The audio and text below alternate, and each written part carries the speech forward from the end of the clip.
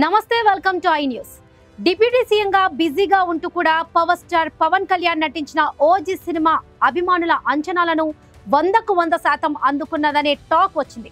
Pawan elevation సీన్లు, action సీన్లు సినిమాకు ప్రధాన బలంగా మారాయి. రాజకీయాల్లో బిజీగా ఉన్నప్పటికీ నటనలో ఏమాత్రం తగ్గకుండా పవన్ కళ్యాణ్ చేసిన అభినయం, పలికిన డైలాగులు థియేటర్లో హర్షధ్వానాలకు కారణమయ్యాయి. హరిహర వీరమలతో కాస్త నిరుత్సాహపడిన మెగా అభిమానులు ఓజీ సినిమా ఇచ్చిన కిక్కుతో ఫుల్ జోష్ లో ఉన్నారు.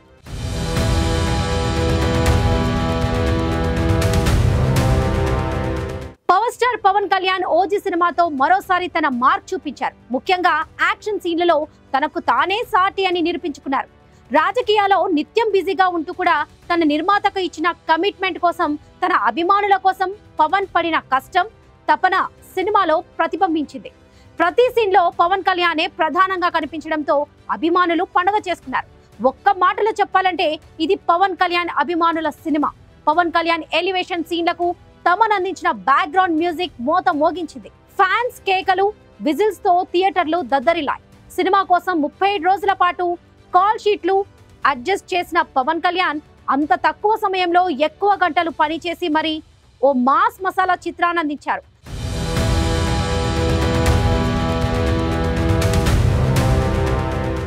సినిమాలో పవన్ కళ్యాణ్ తాలూకు పూనకాలు ఏమాత్రం తగ్గకుండా దర్శకుడు సుజిత్ బాగా ప్రెజెంట్ చేయగలిగారు.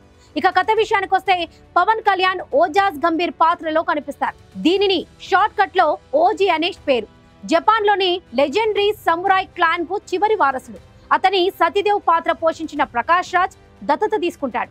వ్యాపారాన్ని బాంబేకి మార్చుకున్న సత్యదేవ్ గంభీరాను రక్షకుడిగా పెట్టుకుంటాడు. బాంబే పోర్ట్ ద్వారా వారి వ్యాపారం సాగుతుంది. అయితే ఒక రోజు అక్కడ ఆర్డీఎక్స్ తో కూడిన కంటైనర్ దిగుతుంది. దాని వెనుక ఎవరున్నారు? ఆ సమయంలో గంభీరా ఎందుకు లేడు? మళ్ళీ ఎందుకు వచ్చాడు? ఇవన్నీ కథను ముందుకు నడిపిస్తాయి. ఈ కథ గమనంలోనే అనేక ట్విస్ట్లు, రక్తి కట్టించే సన్నివేశాలు, ఉర్రు తొలగించే యాక్షన్ సీన్లు ఉంటాయి. క్లైమాక్స్ సీన్ అయితే సినిమాకు మళ్ళీ ప్రేక్షకులను రప్పించేలా ఉంది.